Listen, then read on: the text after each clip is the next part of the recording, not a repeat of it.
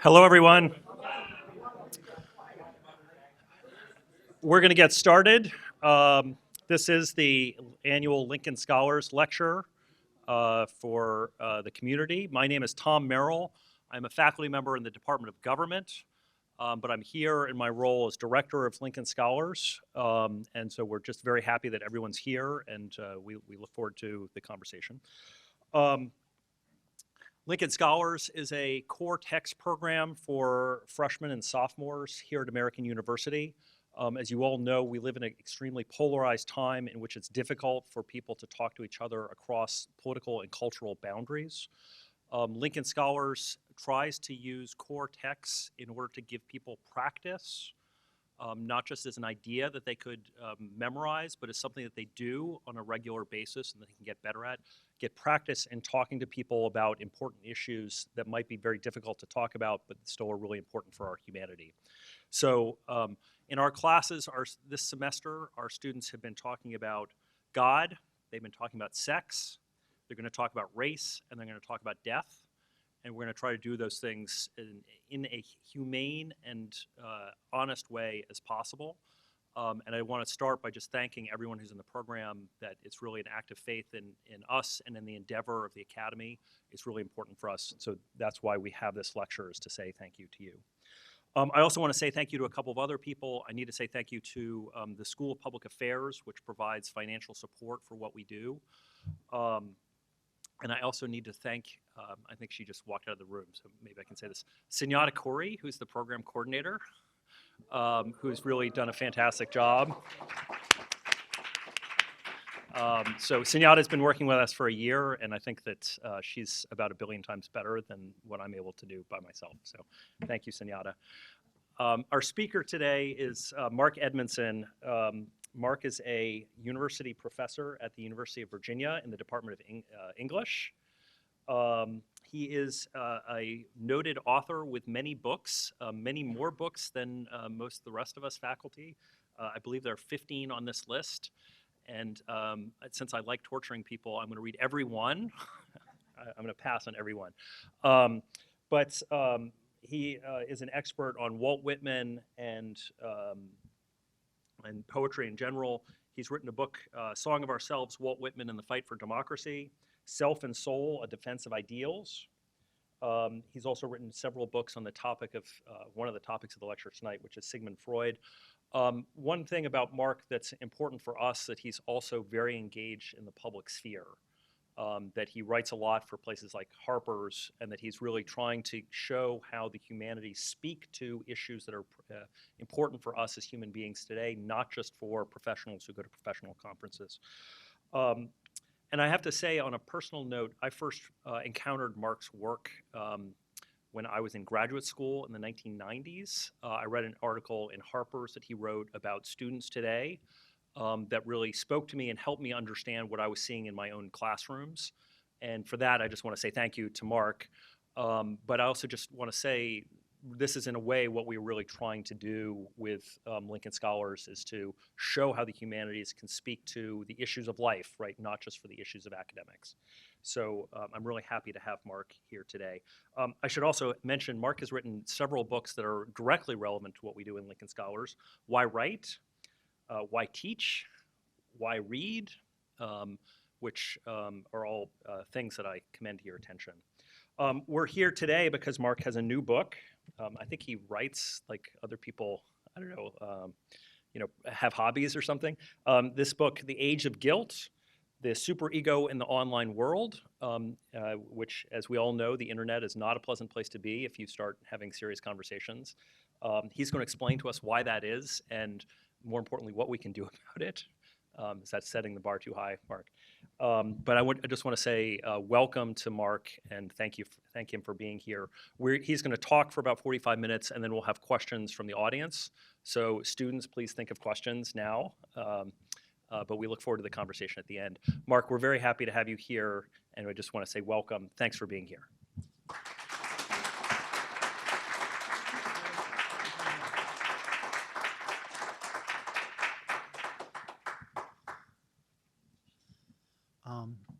Thank you, Tom. That was really gracious, and thank you all for coming here. Great to see everybody. I'm really delighted. Um, so here we go. Students, beware the superego. What do I need to know to thrive at college? As a professor, I'm often asked this question, and there are, I understand, many answers one might offer. Some have to do with selecting a major, some with roommate relations, some with the consumption of alcohol and drugs. These are all important issues, no doubt. But for most students, I believe there's a more central one. Students are, in my experience, often hurting. Their favorite word to describe their common state of mind is stressed. Stressed. To hear them tell it, they are stressed almost all the time, except on Friday and Saturday nights when many of them find ways to medicate their woes. I believe that there's something that students can do about this state of ongoing stress, and it begins with self knowledge. It begins in the old Socratic fashion of knowing oneself as well as possible, and then using that knowledge to make life better. All the king's horses and men. Oh, yeah, I've always flunked microphone 101. Isn't it interesting? Any joke anybody makes about the microphone is marginally funny, at least. It's very strange. Can you hear me in the back? Okay. Um, all the king's horses and men can now put someone back together again passably well after a major breakdown. There have been gains in therapy. There have been gains in medication. But the process of fall apart and put together, which I've been close to a number of times, is no joy. I can't say it always be prevented with self-knowledge, but self-knowledge can surely help. I believe that students need to know a simple fact, or at least experiment with this hypothesis. There's something inside all of us that does not like us very much. There is something inside us all that does not like us very much. It does not want us to be calm or happy or content. At its worst, it's a source of endless, unreasonable criticism, demanding perfection when perfection, as any sane person knows, is not available. The force that I am talking about can be punitive. It can punish the self for not obeying its dictates, which sometimes means that it punishes the self for not attaining flawlessness. This agency often operates below the level of consciousness. It is hard to tune in sometimes, hard to hear it. What I'm talking about, you may have guessed, is the agency that Sigmund Freud calls the superego. It is difficult now to attach Freud's name to any idea that you hope will be persuasive. But the originality, and to my mind the accuracy of Freud's theory of the superego, make it necessary to bring him forward and give credit where it is more than due. Freud's thinking is flawed in certain ways, no doubt about it, penis envy. But those flaws have resulted in his thought being all but banished from the culture. In the case of Freud's reflections on the superego, which I develop fully in my book, The Age of Guilt, The Superego in the Online World, this exile is a great loss. Think of the superego as what we might call the unwelcome guest. In a marvelous essay on self-criticism, Adam Phillips, a follower of Freud, writes about what it would be like if the superego left the confines of the psyche and went out into the world as an individual. It's a scenario that would have pleased William Blake, who liked to imagine aspects of the spirit embodied as the characters. In Phillips' rendering, the override turns up at a party. He goes around criticizing everybody. He speaks in a dead monotone. He's a complete bore. No one likes him, and he has to go home. He is, as Phillips says, strikingly unimaginative, both about morality and about ourselves, the selves he insists on diminishing. But I fear that now, when the override goes to a party, he finds more superegos. They ask him who he thinks the administration's biggest racist is. They exchange anti-sexist jokes. He tells them about his new Twitter campaign to rid the world of speech crimes and thought crimes to boot. He's the life of the party. Or maybe it's better to say that he's the death of it, which really charms everybody. It's that kind of party. It's easy to smile at such figures, but not only do they inflict pain, they're in pain themselves. It would be helpful to all if they were delivered from it. The superego seems to become most potent when the demands of civilization are high. The override, which is actually the best translation of Freud's German Über-Ich, thrives and expands when social expectations rise for individuals to succeed and to prosper. It is strongest when competition is intense and when there are few perceived alternatives to the war of each against all. The superego grows more potent when people cannot see a way to build lives that are based on anything but money, success, fame, and competition. Phillips observes that we do not know what the good life is, so we often settle for trying to lead the enviable life. The superego is strong at times when we are inclined to believe that our lives are individually defined and that we cannot find happiness in both individual achievement and community being. The superego is isolating. It makes us think that no one truly loves or cares for us, and that the only significant task in life is pleasing it, even though the superego often turns out to be implacable.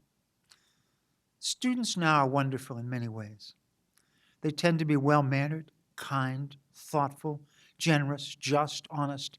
My list could go on almost forever. But I find them, and maybe you do too, to be highly, highly socialized. Perhaps in some cases, over-socialized. How could that not be? From what I can see from early on in life, they've been faced with an injunction. To succeed in the world, you must never, or almost never, make a mistake. You must be perfect, or nearly so. From what I can tell, in order to be admitted to UVA, where I teach, or perhaps to American, you must be good at everything. Our students study ferociously hard in high school, and they almost all get A's across the board. We teachers have the beautiful luxury of teaching what we love.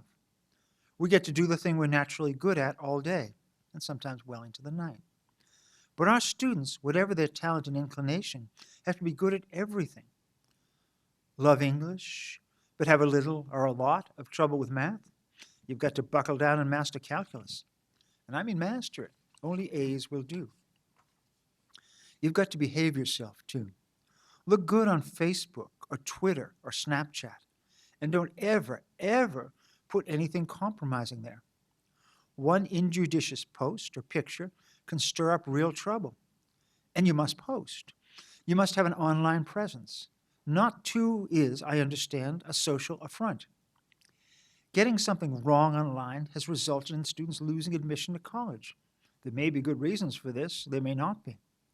The point is that students have to watch it. They have to play by the rules, or at least seem to, and that can be even more taxing. Be perfect. This comes at a cost, of course. It seems to me that this generation of students comes to us heavily socialized, perhaps too socialized. They come to us from the culture of perfectionism. I love our students, as I said. At the same time, I worry about their level of conformity. They often have a hard time disagreeing with professors, with texts, or with each other.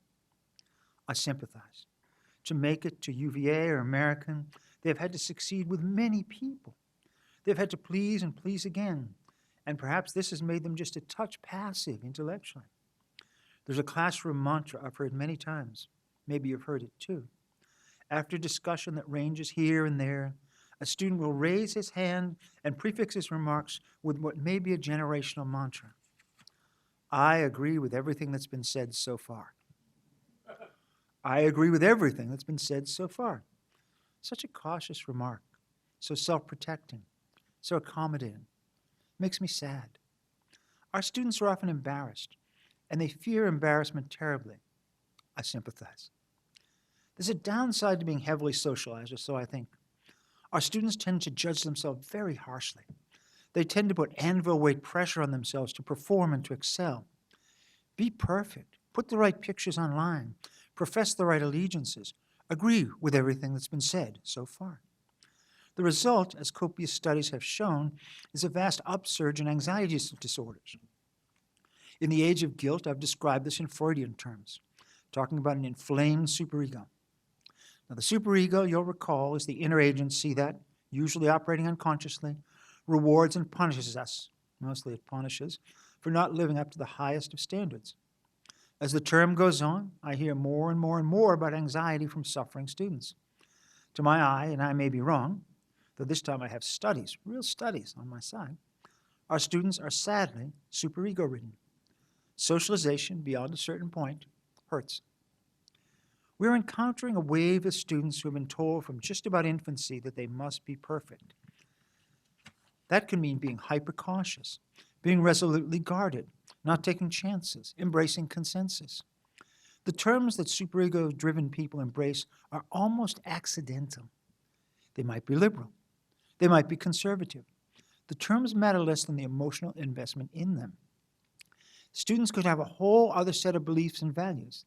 The conviction that they need to embody them perfectly would still be at the core of the problem, at least as I see it. Maybe we can help out just a bit. It's not always easy to get young people who fear embarrassment, who fear mistakes, who fear their superegos to open up and take chances and say what they think. It's a challenge. I think this is a good way to get thought moving and to help students just a little to pass beyond what I'm inclined to call the culture of the superego. Students are at a time of life when the superego can be especially important. Mine feel that they absolutely must succeed and prosper. They must never make anything close to a serious error. They must mind their manners and their morals, or at least mind the public dissemination of anything, a photo, a note, a word, a gesture, that might smack of impropriety. When the culture and the values of the over-I blend almost seamlessly, a world of psychological peril opens up. There's no place readily to travel to for relief from the pressures of perfectionism. How does the superego manifest itself? Freud tells us that though it operates through the medium of an inner voice, that voice often goes unheard. What we gather about the superego comes indirectly.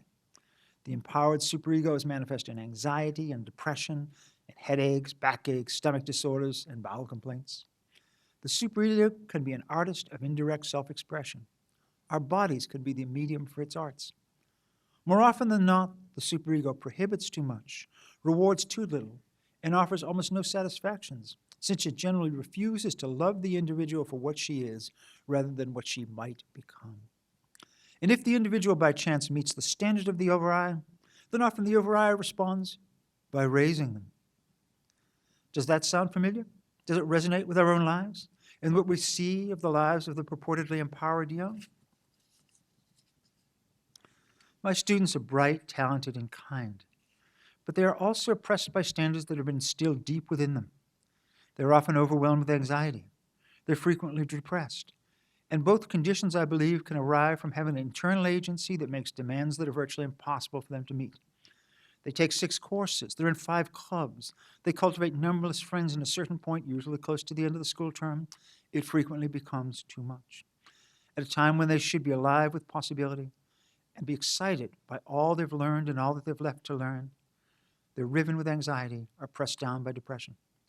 They often tell me that their lives seem to shuttle between anxiety on the one hand and boredom on the other. Another word for that deep boredom is depression, mild or severe. Almost none of my students have ever heard of the superego, at least until I say a word to them about it. None of them believe that coming to terms with one's inner agency of authority and maybe transforming it are crucial to attaining a measure of happiness. They simply suffer on, unarmed with the basic resources that Freud and a few others offer. The superego is not moral. It is bitterly moralistic. The ego, the thinking self, may approve of a certain action, the indulgence in some sexual pleasure, perhaps. But the over-I does not concur. The self, the ego, may give its approval to a homosexual connection, let us say. But the superego may still become enraged. There follows punishment. The punishment can be conscious, perceptible. A voice that both is and is not the subject upbraids him as a degenerate and even an evildoer. But the ego has no problem with homosexuality. The ego condones and even encourages the act. It does not matter. The superego will have its say and take its revenge. Sometimes, Freud says, the superego exerts itself unconsciously. Its punitive rants are unheard. Instead, there arises anxiety, depression, and psychosomatic illness. People are implanted young with superegos, be they weak or strong or somewhere in between. Then the cultural context sometimes intensifies, sometimes reduces the punitive superego. How could it be otherwise? Culture is variable, inconsistent. At times, a loose and tolerant ethos reigns. That was the case in the America of the late 1960s, and perhaps even more so in the 70s. At other times, and for reasons that are not easy to determine, a more stringent morality takes hold. I think it is safe to say that among people who think of themselves as educated and liberal, excuse me, a potent streak of morality, we might even say self-righteous moralism, has emerged. They are ever vigilant, always on the alert for infractions against right thinking and correct action. Sexist, racist, homophobe, transphobe.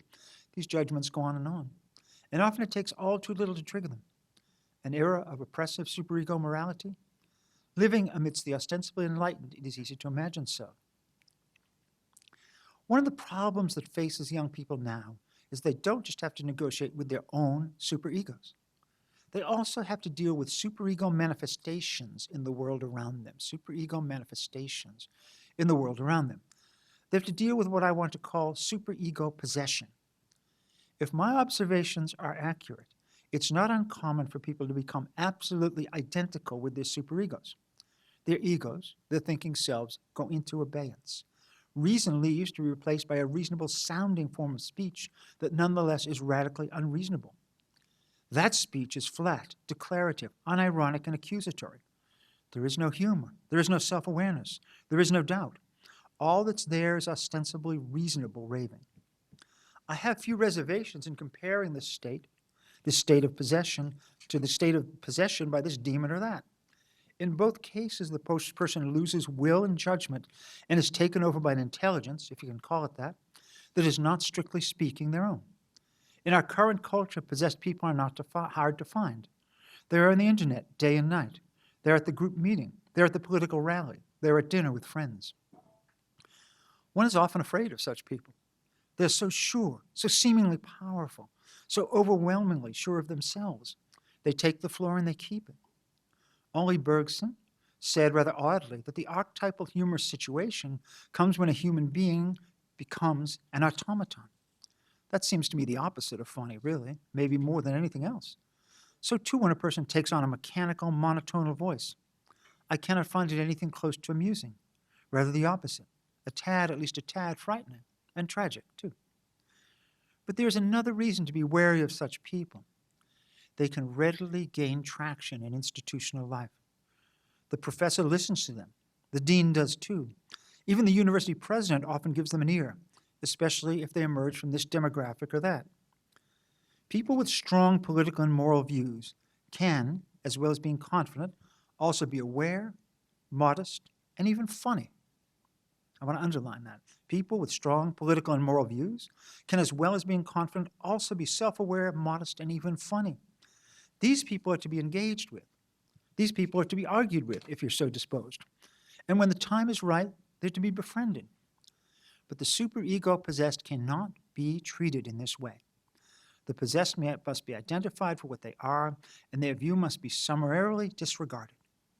I would like it very much if the phrase superego possessed leaked into the general culture and helped us to sustain reasonable and constructive dialogues rather than to proffer contending rants. Superego possession is a poison to the subject possessed, but it also has horrible effects in the world.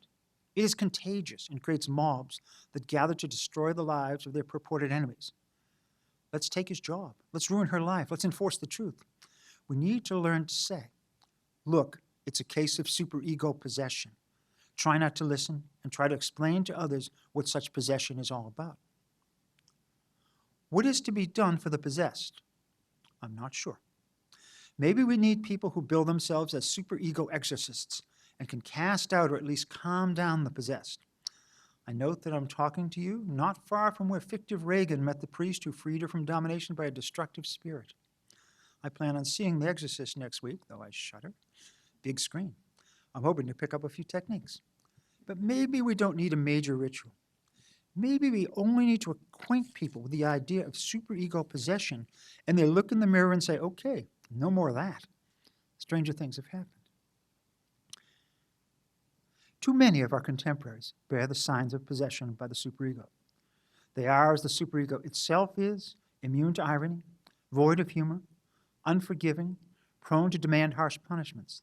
They align themselves with superego-affiliated institutions. They see dean's offices and human resource departments as mediums for visiting punishment on others. All too many situations dissolve to black and white, with no hint of an intervening shade. There's no forgiveness and no redemption.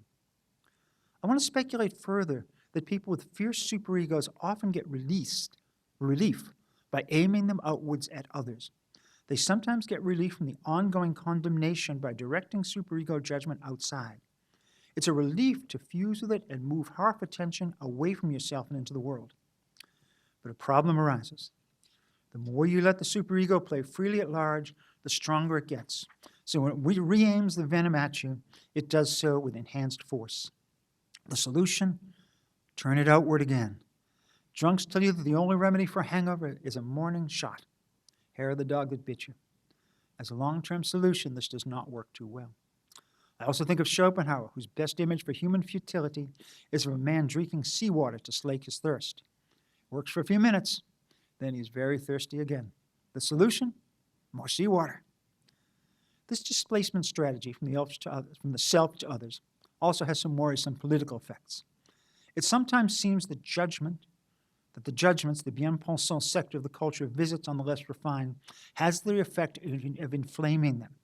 They are tired of being judged by their supposed betters, and they respond not by reforming, but by becoming more committed to their ways.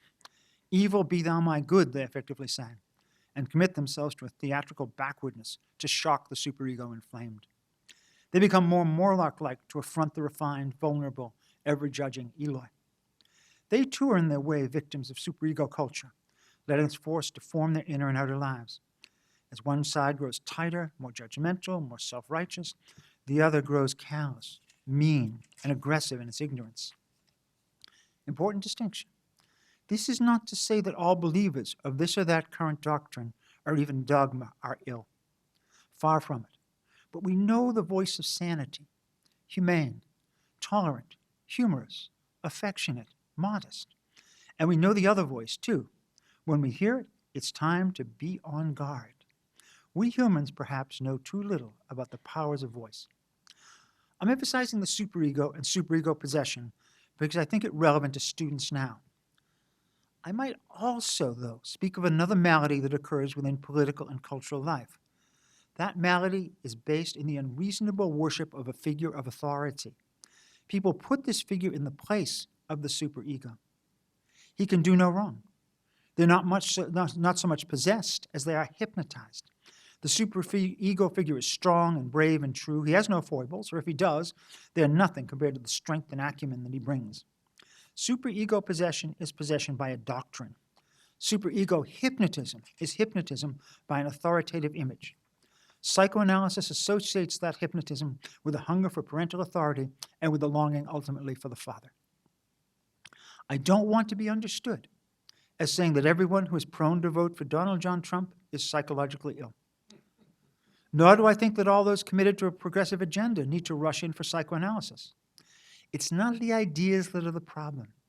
It's the way that people hold them. Fanaticism is a problem.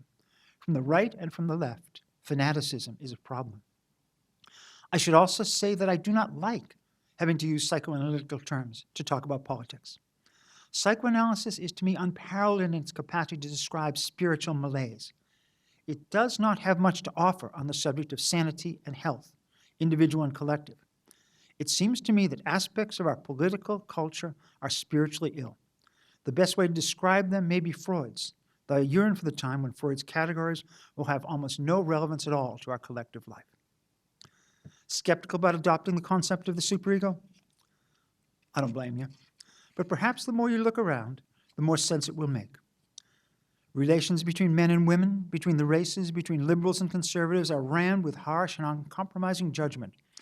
The internet, a potential site for productive culture building, is too often a zone of ranting denunciation. No forgiveness is possible. No prisoners are taken. Many seem to take obscene delight in every exposure of transgression, at least until their supposed sins are exposed in turn. What is to be done about this unwelcome guest, this superego?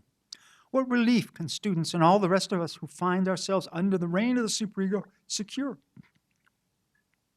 I think the initial answer would be rather simple. Start by experimenting with the idea that the superego exists, or that it's a useful fiction. Begin by trying out the hypothesis that within you dwells a figure and force that both is and is not yourself. The figure lives to criticize and even condemn you. What is there to be done? What is to be done after you have been willing to admit that Freud could be right? You might start by asking yourself questions from time to time, as in, hey, what's going on here? Why am I ranting about this or about that? Why do I need a daily political tantrum? Why am I walking back and forth in the Senate chamber of my own mind, delivering slightly deranged speeches about the turpitude I see around me? How come the thought of someone voting for a candidate not my own sends me around the bend? But more generally, how come I'm so damn critical of everybody, and myself to boot? Or you might say, it's possible this superego business is beginning to act up. It does that. It's a little like a tantrum-prone baby. When it starts screaming for what it wants, revenge, retribution, one might tell it to calm down and get some sleep. God can take care of righteous judgment. Until I can simmer down and make my judgments sane and thoughtful, I'll try to stay quiet, and I'll stay off Twitter too. In the meantime, I'll see if I can't substitute some cool understanding for rancorous judgment. Or you might even dare to crack a little wise about the authoritarian stooge who lives within. Call him out the way the little boy did when the bogus emperor marched down the street in his new clothes. Every insubordinate joke, George Orwell said, is a form of rebellion. Where id was, there ego shall be.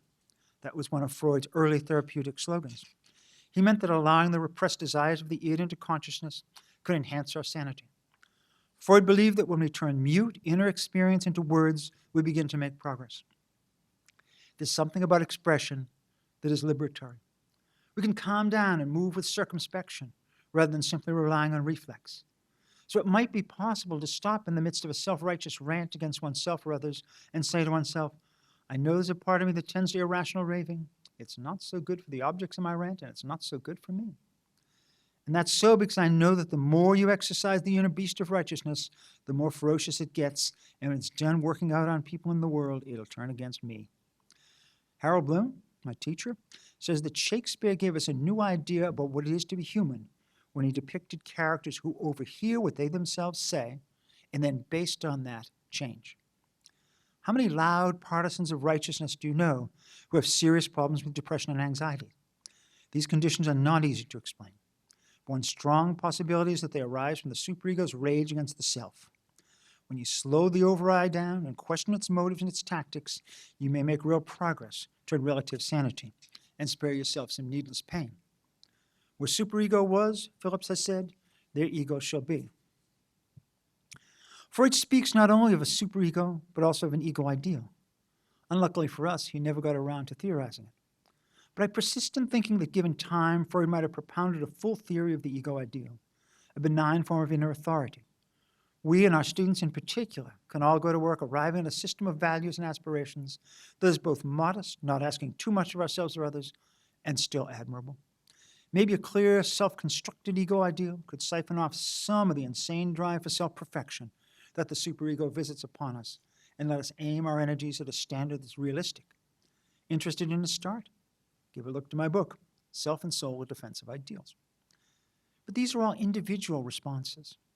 What would a collective response look like? One might speculate that the rogue superego thrives when there's an authority vacuum in the culture. When societies present reasonable, high-functioning, flexible authority through government, church, school, and family, there's less room for irrational powers to insert themselves.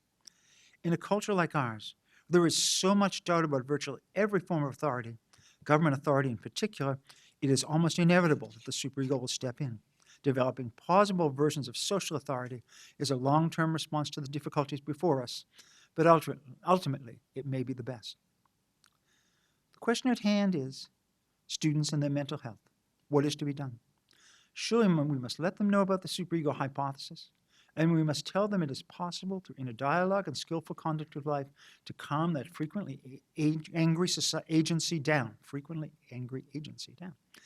And we can help our students and ourselves to create standards of achievement that are sane and plausible. We need them to understand that wayward desires can be ruinous, but a rampant, unchecked hunger to be better than good, to be, in short, perfect, can be deeply destructive too. Thanks for listening so attentively.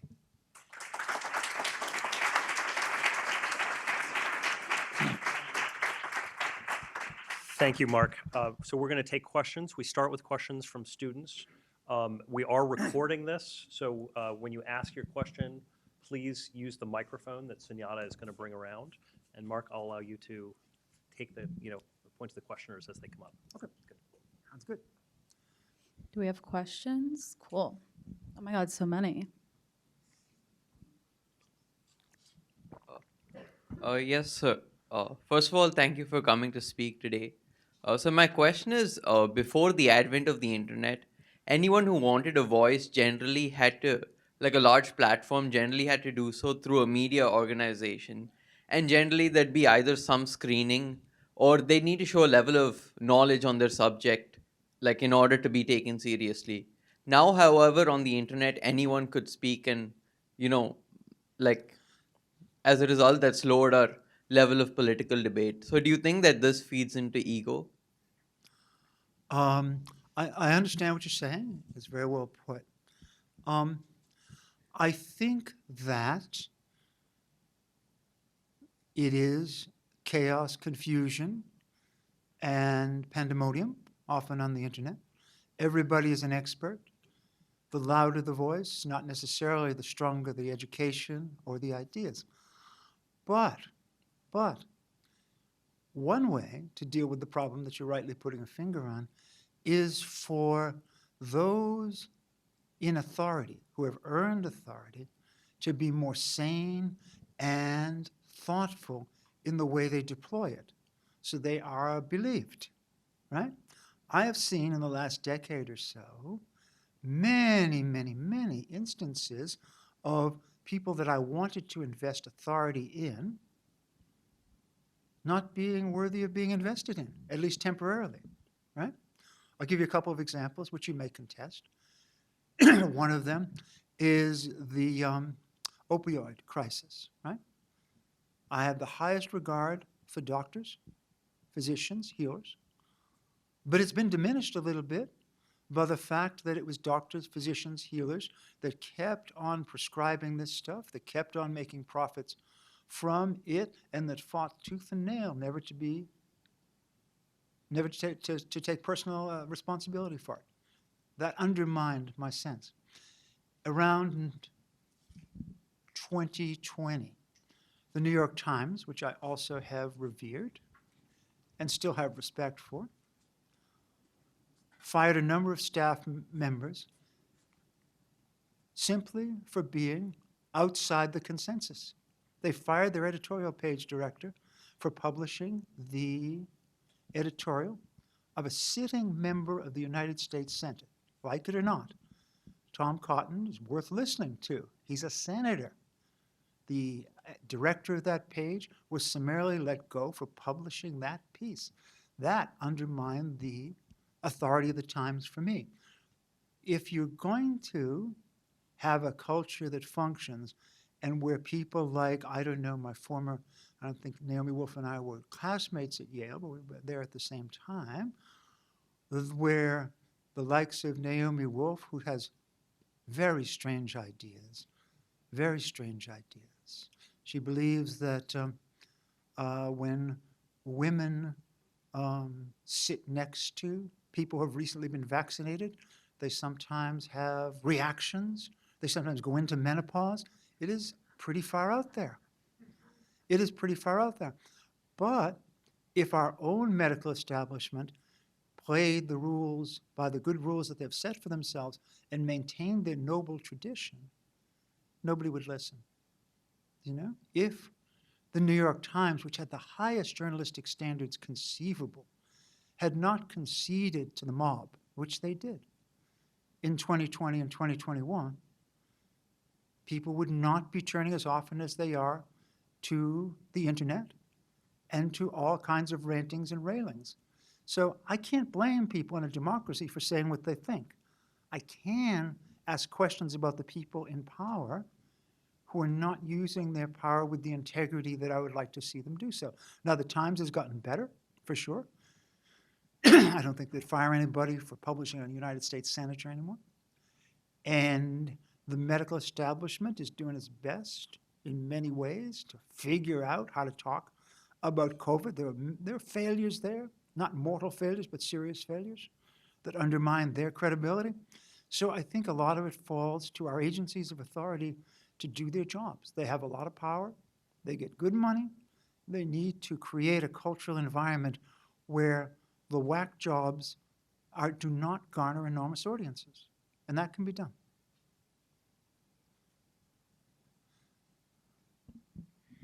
Thank you for coming. I had a quick question. So, as you've mentioned, the internet has definitely been permeated by the superego and similar behaviors. Are you concerned going forward for future technologies, particularly AI, that we might influence it in the same way that we have with the internet? It's a very good question.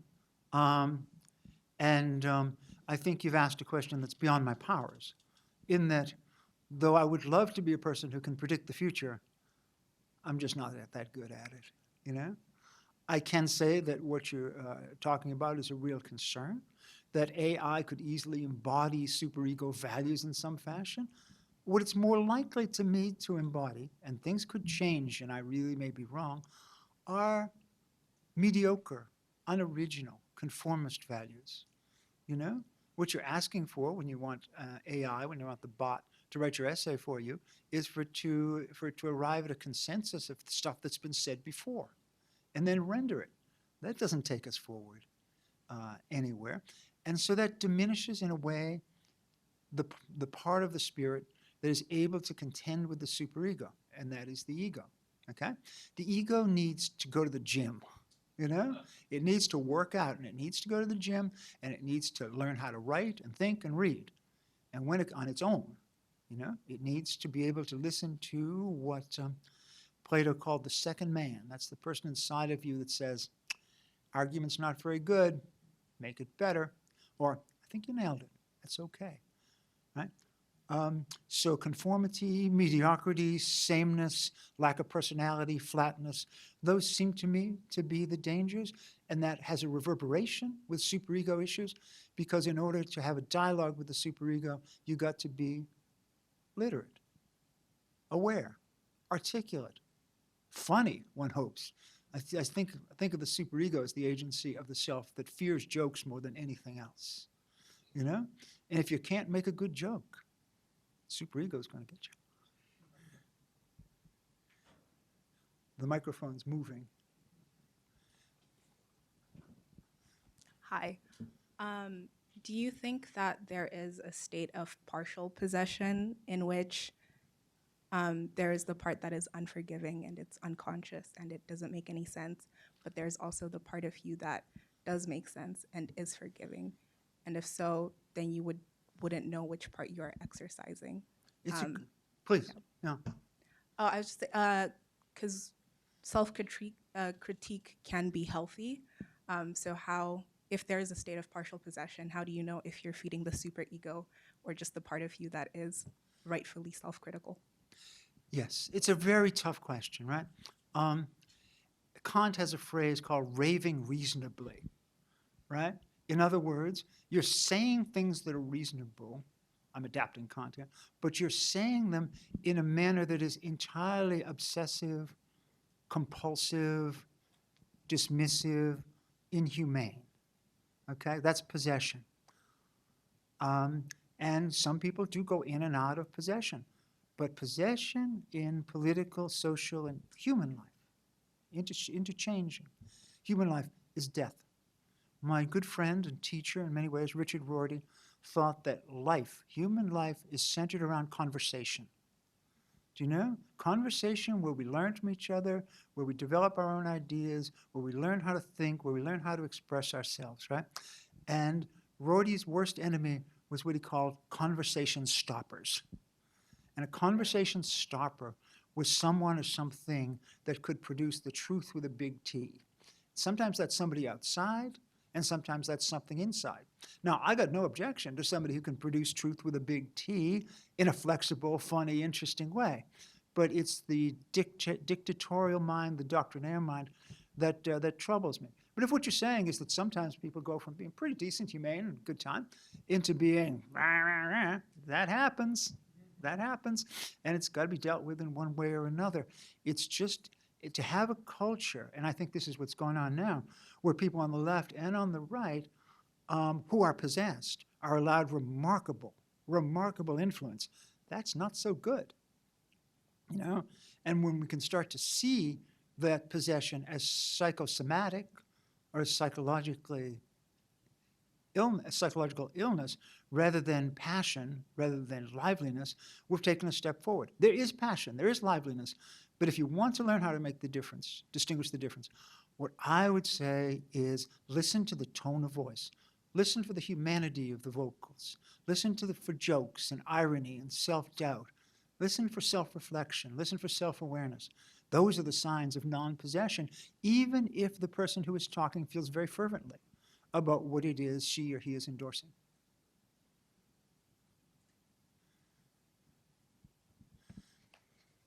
Hi, thank you so much for talking to us today. So pleasure. you talked a little bit about how one of the long-term solutions to, quieting the superego is establishing a solid social authority and how most of that burden falls on those in power today.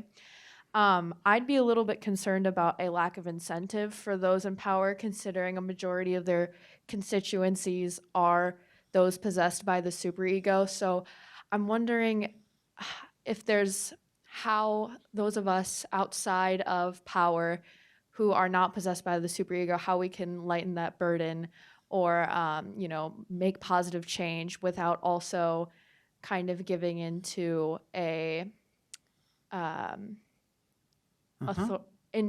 internal authority Yeah. in a sense. Such a great question. It really is. It seems to me that you're 100% right, and that any number of the people in power are surrounded by people who are obsessed by their superegos, right? One joke a friend of mine told me was, American journalism threatened to die when somebody in a newsroom said, let's hire a lot of young people from Swarthmore and Wesleyan to work on our website. They did more than work on the website. They ran the newspaper for a while. So there is that. But what I would like to do, and this may sound like a pipsqueak of an alternative, is for people just to be able to say, there's such a thing as superego obsession, and I see a lot of it around here, right? Or on the other hand, there is such a thing as great man hypnotism, and I see a lot of it around here. And well, how do you identify great man hypnotism? It is a particular, and then this sounds so eccentric as maybe not to be initially plausible, it is perceptible in the timbre of the voice. You can identify it, and when you identify it, you can either treat with it or write it off. I don't know that Joe Biden is going to start using the phrase, but I wouldn't mind if he tried it. Who's next? Do you want to just, oh yeah, go ahead, whatever. Hi, my name is David. I'm a senior here. And as a member of Gen Z, I guess I have to say that I agree with everything that's been said so far. But what I was wondering Well, is... that's good for you. What I was wondering was, you've talked a little bit about how our generation has been socialized a little bit, or socialized a lot by the superego. And the internet definitely plays a role, and the internet is definitely where we can see it the most. Mhm. Do you think the internet is the cause of our generation's change, or is there other factors at play? Oh, I think there are lots of other factors. I think that developments in parenting, if you want to call them developments, where as soon as your child is born, you enter the child into the race of each against all, and you're on the sidelines clapping away. Where every single achievement is celebrated around the dining room table, and where, only the best will do. That's an important dimension of the whole thing. Emphasis on competition, not communality. All those things count. I dare say that if in 1968 the internet were invented, it would be a medium for listening to the Grateful Dead 25 hours a day. Now, then you say, well, you're just saying your generation is better. No. The problem with the culture of the id that was around in 1969, 1970 is that it can take you to Charlie Manson and it can take you to Altamont. You know, you let the devil out of the bag, right? Mick Jagger plays with it and he's still around. Isn't that amazing? But it's because he's mimed the spirit of 60s decadence, wildness, sex, drugs, and rock and roll. If you ever listen to Mick in an interview, what was it? Jan Wenner said that he made Mick and the other Stones really mad because he said they look like characters out of Tolkien. But if you listen to them, if you listen to Mick, he is so down to earth and such a businessman and so unlikely ever to be overwhelmingly taken over by Lord Dionysus. You know why he survived and so many others did not. My teacher, Max and Becca know, and my dear friends here from my college days and even now, Camille Paglia, who wrote a fabulous book called Sexual Personae, said that she was really the only representative of the 60s who made it into academia, became a learned person, and wrote learned books. It's not quite true, but there's truth in it. She said all the rest of them died from drugs. They burnt themselves out. You know? So I'm not saying, but maybe it's better to go with the drugs than it is with the superego just rearing at you. I don't know. But these extreme forms of cultural configuration, superego culture, id culture, they have their dangers. Potentially they have their joys too. I don't see as many joys in superego culture, but you know what I mean. Hi, my name's Jackie, and thank you for coming. I guess my original question was, how have you dealt, if you feel comfortable, dealing with your own superego? And then how do you deal with it kind of in the professional workplace, because we do have to work with other people. But as you were talking, you talk about competition a lot, Yeah. and the major criticism of our generation is that everyone gets participation trophies, which is interesting because I definitely don't see it that way. But I do think that there's an interesting dichotomy of we've gotten rid of competition, but it's definitely still there, and there's definitely pressure to be perfect. So do you think that those kinds of statements or dichotomies are leading to fuel the superego even more? Good questions. Oh, here's a little trick. How many of you know what time it is? I will get to your question. How many of you know what time it is pretty close at any given moment? Me. Okay. I can usually get within 5 minutes, sometimes 2 minutes. I hit it on the head quite a bit. Freud suggests, and sometimes Freud's insights are great, but the offsites, the little stuff he chucks out by the way, is really wonderful. People who always know what time it is have a strong superego. Because the superego is in charge of the sense of time. That makes sense, right? Organize your time. Do what you're supposed to do. It's 11:30. You haven't finished your essay yet. And I know what time it is. Okay. So how do I deal with that? I deal with that by, doing my best not to push too hard. Not to push myself too hard. As our friends always say to my wife, people who don't know us very well, they'll say, Mark must work all the time.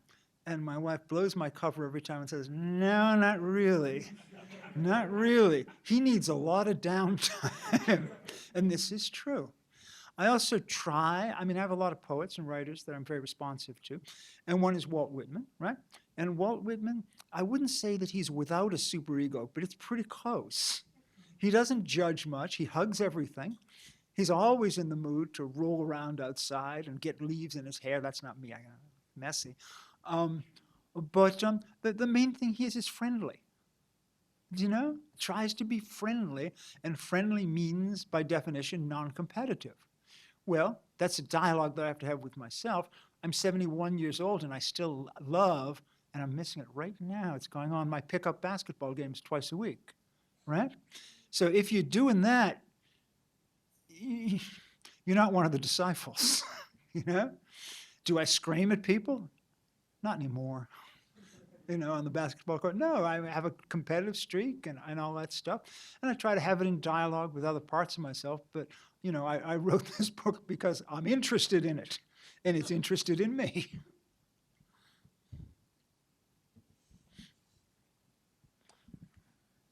So much of what you talked about, the superego leading to, seems to me to fit the conventional definition of cancel culture.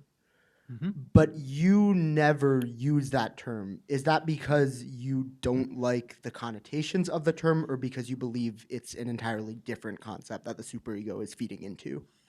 Yeah, it's a great question, and it's a tough one. I mistrust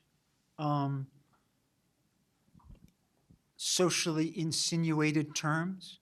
Do you know? They just get packed with lots of meanings that I don't feel I can measure or control. So I try to avoid it. And they also make you evade thought. Well, like, how does cancel culture happen? And since I thought I had an idea about that, I thought I would just kind of start from scratch and move along. But then the question becomes a little bit difficult. When there is a certain kind of malfeasance in public, should that be spoken about?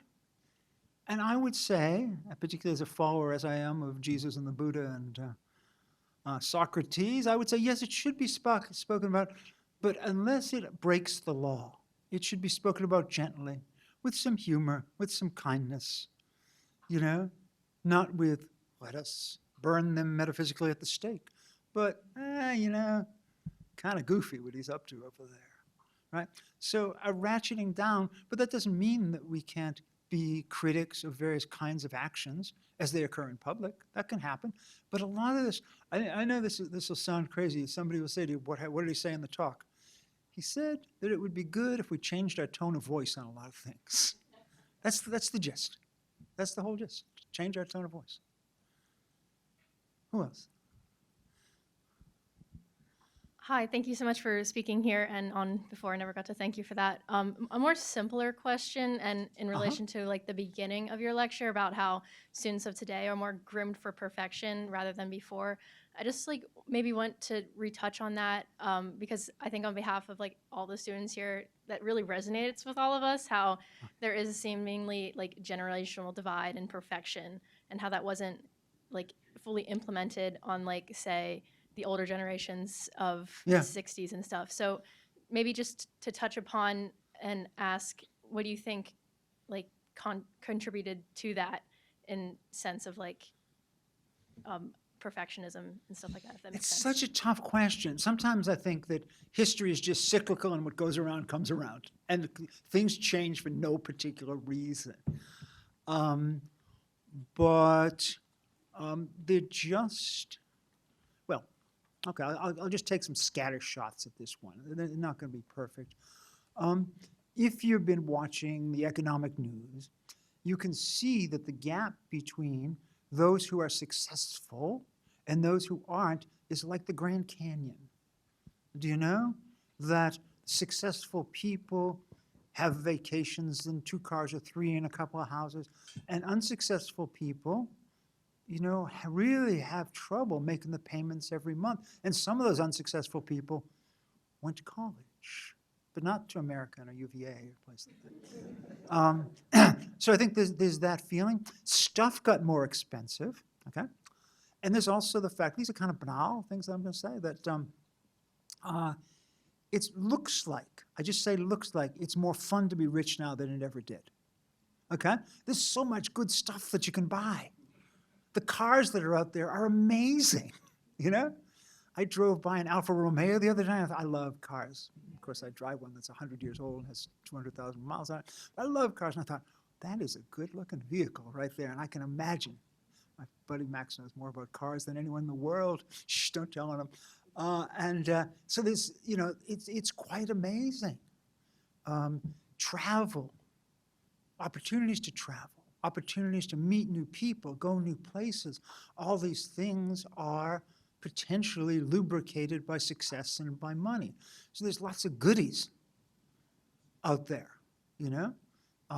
Whether you can enjoy those goodies without a dimension of self-awareness and self-discovery and curiosity. Of course, I'm skeptical, but maybe you can. Maybe you can. So it comes from so many directions, you know? I mean, when I was a kid, like, what was worth working so hard for? What did you get? You know, another car that broke down all the time, just like my family's. Well, now, so these are superficial dimensions. A larger population. Do you know the population has doubled since I was born? And that wasn't the event that made it double, but it's doubled, right? And there's still only one Harvard and only one Yale. And you got to fight to get in them much harder than you ever did before, right? I mean, these are considered absolute goods, right? I mean, I got some students who they kind of go around in half dudgeon because they didn't make it into Princeton. So you didn't want to go to Princeton. It's a horrible place. They don't believe me. It's good here in the South, I say. So there are just lots and lots of really circumstantial reasons. I tend to see a lot of things too, and perhaps this is wrong, in terms of the after effects of the genuine social rebellions and cultural transformations of the 60s, okay? And I tend to see still, a tendency in the culture to turn against those potential transformations, the apotheosis of art, pleasure, good times, music, not buying crap, all that, and turn against it quite vehemently because it spells all kinds of complex issues for people, having to do with consumerism, having to do with success, having to do with how we spend our time.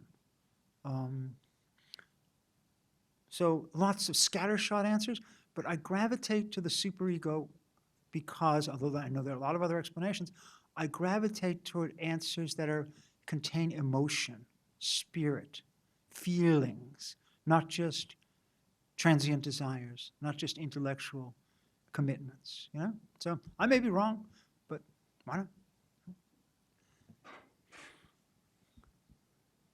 Hi.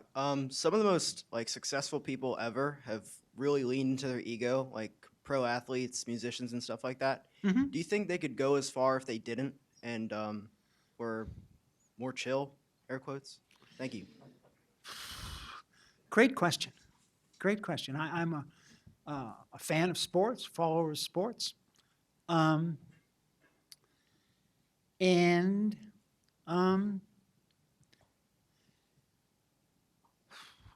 tough one. Did you see the documentary of the Chicago Bulls? Is it called The Last Dance? A lot of time with Michael Jordan. I'm just gonna break somebody's heart by saying that as that sequence went along, I found MJ, whom I take to be one of the greatest athletes who ever lived, who brought beauty, grace, and toughness to the game, one of the more deplorable human beings that I've ever had close contact with. Right? I mean, he reminded me of a guy who used to live not far from here in the constantly competitive, constantly bickering, never relaxed, boom, boom, hating everybody. And he punched Steve Kerr in the mouth. How can you punch Steve Kerr? He's such a good guy. So, yeah, he achieved that. And I won't say he lives in hell. I can't say that about anybody. The constant gambling, the constant chasing. Is that even what it yielded? Is that a human life to be admired? I don't know the answer to that because the result was amazing. One of my favorite moments in sports is when he hits that runner coming across the lane. It's like a fourth shot in a row he's hitting. He gives this one right here. Like, I don't know how I do it, but I do it. So it's a complicated question, but it does not seem to have made him an admirable human being.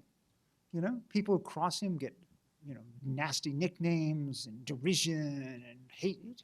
He's bilious. But I don't know. Maybe we should get rid of pro sports, though I would miss them, and more intramurals. I don't know. It's a very good question. I wrote a book about sports called Why Football Matters, My Education in the Game. And I wanted to try to figure out what place football has in the culture. And I settled for trying to figure out what it can do for educating young males, high school males. And I made some progress on that. But in terms of what it means, what these games mean in the culture at large, I didn't go very far. I wanted to, but it just didn't work. But I do have that memory of MJ, and it's chilling, truly chilling.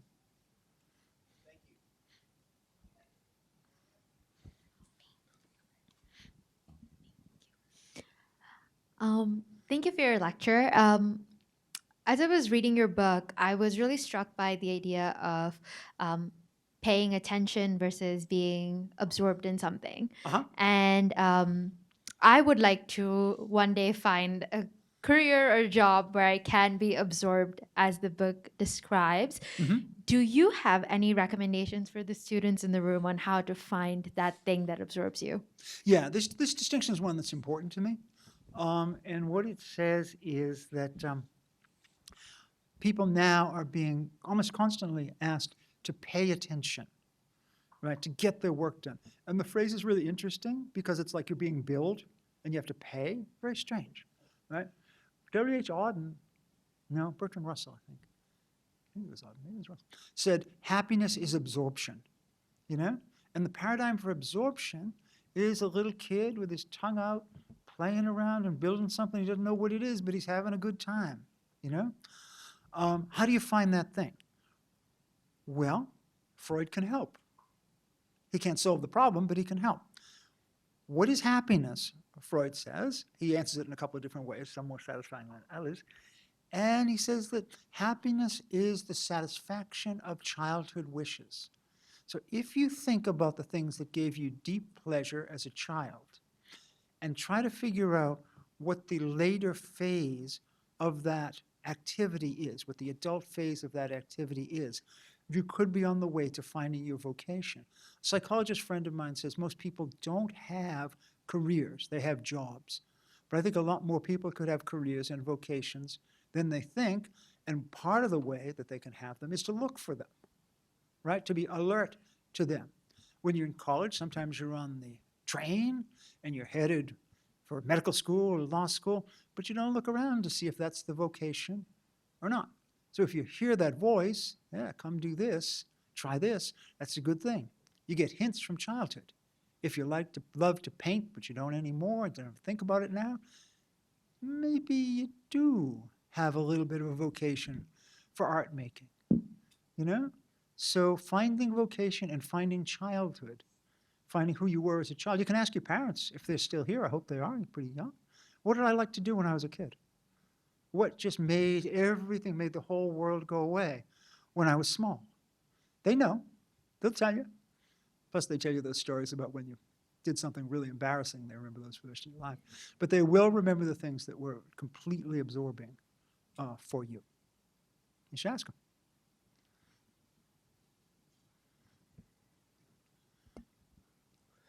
Thank you so much for talking with us today. My pleasure. My question for you is, you brought up the point of how a lot of times when it comes to time management and organization and the striving for perfectionism, it has to do with our superego kind of telling us that we need to be doing this.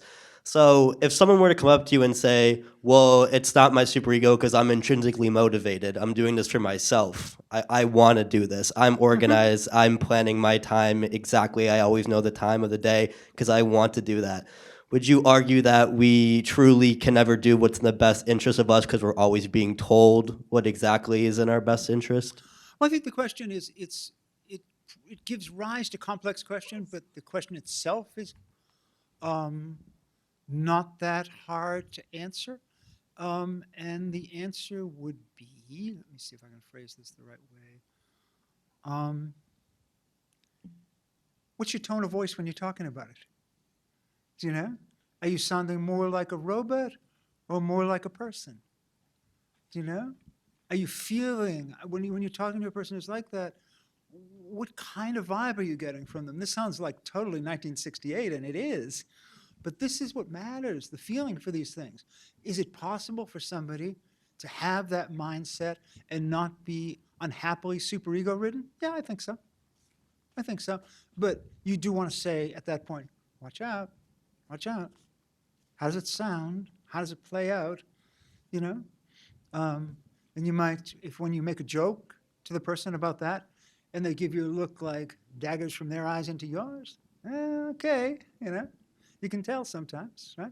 But I don't think that is necessarily something that is psychologically compromising, right? We're all different. But it's dangerous territory.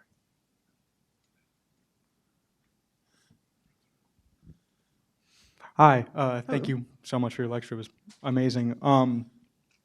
My question to you is that you touched a lot upon the application of Freud's superego. Yeah. And you touched very briefly upon the id, the other side of that coin. And my question to you is does the absence of id necessarily guarantee the presence of the superego? Like, are they, what's the word, interchangeable? That's my question. I associate the id with passion, desire, hunger, desire for sex, for power, for food, and the superego with rules. It's Apollonian, it's abstract, it's judgmental. I think that what happens, many people, is that the superego lines itself up against the ego and the id and tries to lord it over them both, and is particularly ill-disposed to pleasure. When the superego says, why are you doing that? And your answer is, because I enjoy it. It's fun. I like it. And it doesn't hurt anybody. The superego is likely to say, it's a waste of time. And you don't have much time, do you? Get on it. So I think that's a general alignment, you know? One of the questions I've been, just your question suggests this, one of the questions I've been sort of fooling with is whether it's possible to be obsessed by the ego. Do you know? Whether it's possible to be possessed by the ego. And I believe I have a couple of friends who are possessed by the ego. They are always thoughtful, rational, humorous, flexible, intelligent, and they never emote, they never hurt, they never sad, they never sorry, they never confused, they never anything. They are just, their ego is just expanded to cover every part of their being. This is not the worst thing that can happen to you. And I don't mean by it vanity or egotism. I mean like just they become their thinking selves, and that's the end of it. So that's a form of possession too, but by far the most benign of the 3 or 4 or 5 versions that we've been touching on.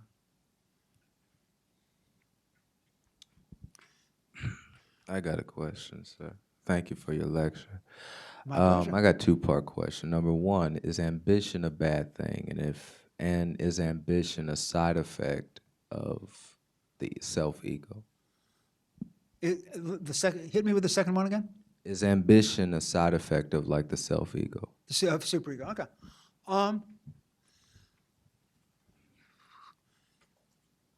Is ambition a bad thing in itself? You know, I have my rather standard answer, right? Which is unquestioned ambition can lead you into some problems. But if you question yourself, right, and see, is it going to give you joy? Is it going to do something for others? Is anybody going to be hurt by it? And the answers are all, it's fine, it's fine, it's fine, green lights all the way. Then why not? Right? Why not?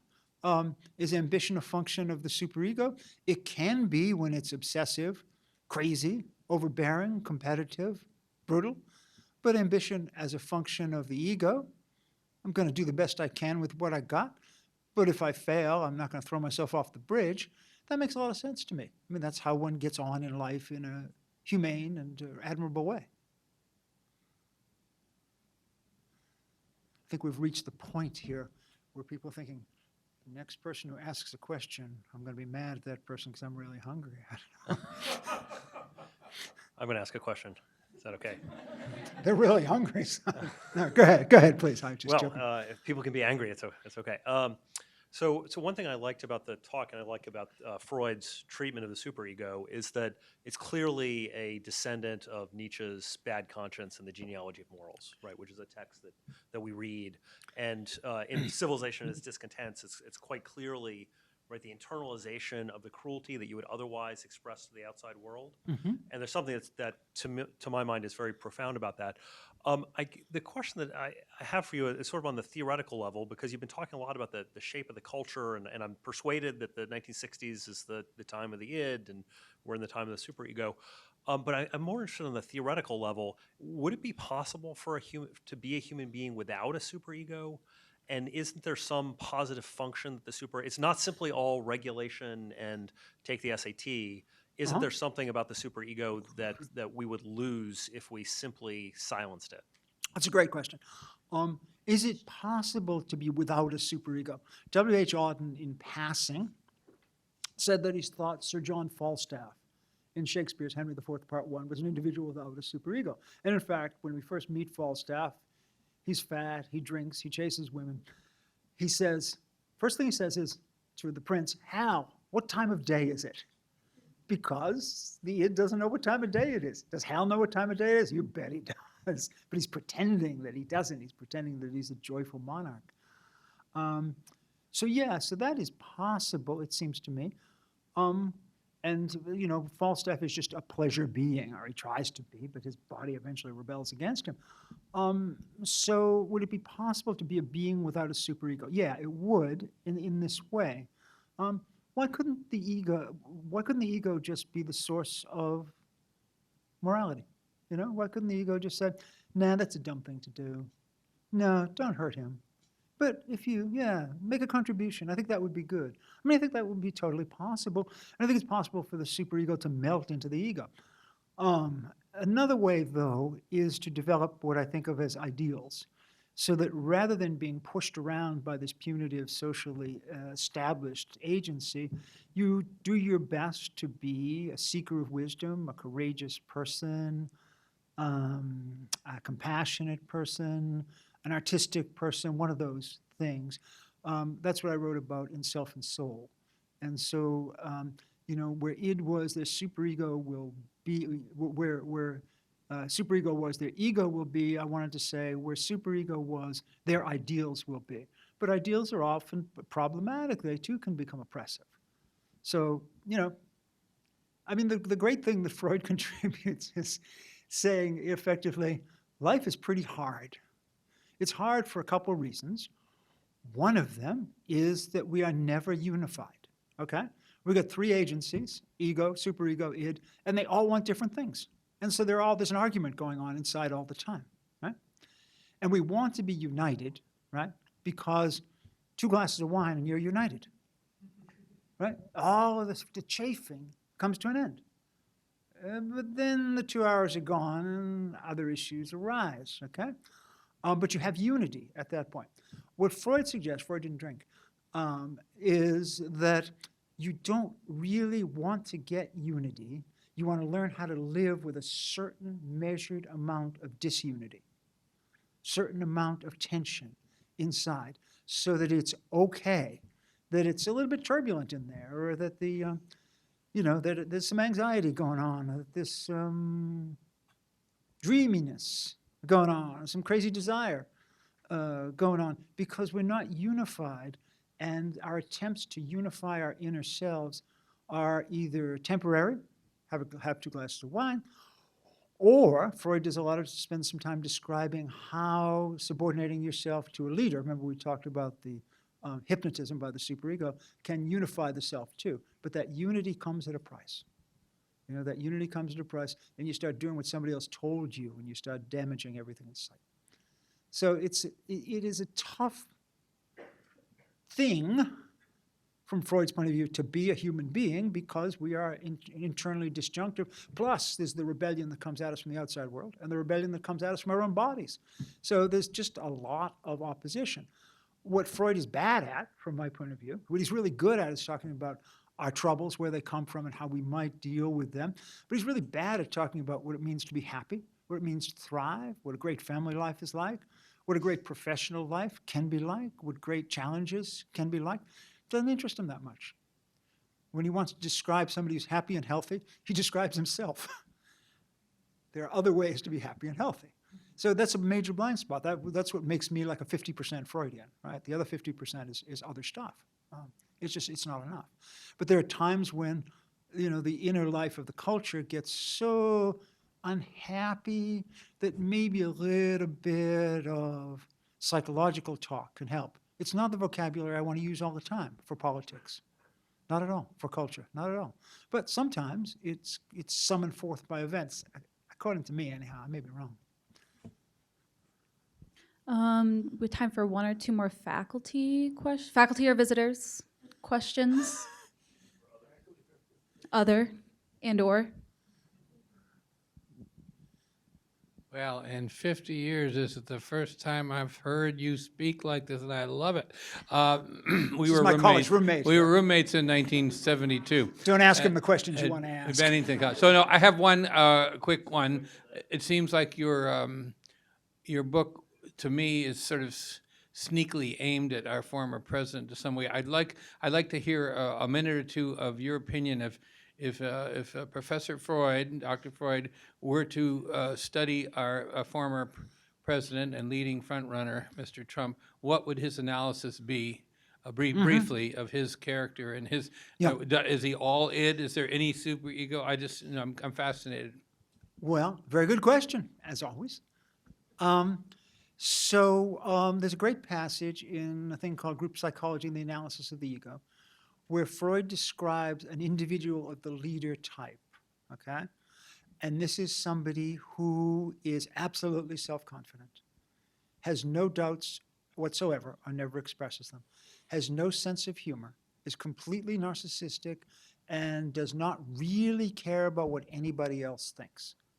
This is the sort of person who, for whatever reason, and here's the mystery, can generate allegiance and even fanaticism in a lot of people, right? So I think he would take off from that particular perspective. You get a really toxic version of leadership, and I don't know that Trump went there, when you have somebody, and this is the case of Hitler, say, right? He has all those qualities, absolutely narcissistic, absolutely sure of himself. He believed that he could never die unless he wanted to. And he had experience to back it up. He was a dispatch runner in the Second World War. And they would send off 3 dispatch runners with one message, and little Adolf came back every damn time. The other 2, not so good. Right? And then when he ran for chancellor, he would go up, he barnstormed, he went all over the place in the airplane, he insisted, let's go, I cannot be killed. Fly through storms. He could not be killed. Even when they tried to kill him in that bunker, they put the damn briefcase in front of the leg of the table, and it made him deaf in one ear, but it didn't finish him. And so he created this sense of invulnerability, right? Absolutely all-knowing, all-seeing. And he did something that is really pernicious, and I think it takes this Freudian sense of what a leader is another step forward. And you may think that number 45 did this. I'm not sure. I remain unpersuaded. One of the tricks that you can play when you are a fascist leader is let people have 2 awarenesses at once. Awareness 1. Go with me. It's patriotic. It's hard. It's ideal. It's going to require a lot of sacrifice. It's going to be really passionate. You're going to have to give up everything that you had, or at least venture it, in order to make our country great. I'm not going to say again. Okay? You have to do that. And then, though, sneakily, and while we're doing that, we can do some sadistic stuff to your fellow citizens. Do you know? We can punish the Jews for nothing. They did nothing, right? You can rob your neighbors. You can invade foreign countries and take their goods. A lot of Nazism was about simple theft, right? Simple theft. And you can do those 2 things at once. You can serve eternity and be an ideal person, and you can also indulge your id and do all kinds of hideous deeds. Hitler was an expert at this, an utter expert. I don't think we've had an American politician who's gone that far yet, or at least not habitually so. We could see it, though. It's one of the nastiest tricks conceivable, but it can be done. One more faculty visitor? Question? I know you're out there. Yeah.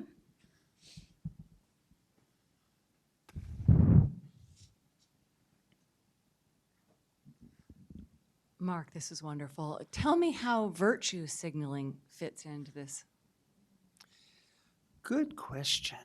How does virtue signaling fix into this? I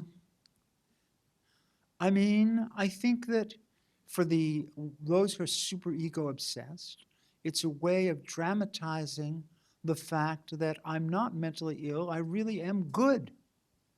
You know, I'm better than you are. So there's a contest in that way.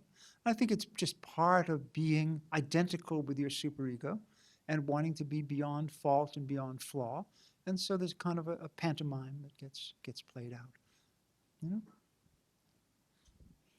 Awesome. Thank you so much. Can we have one more round of applause for our speaker? Thank you.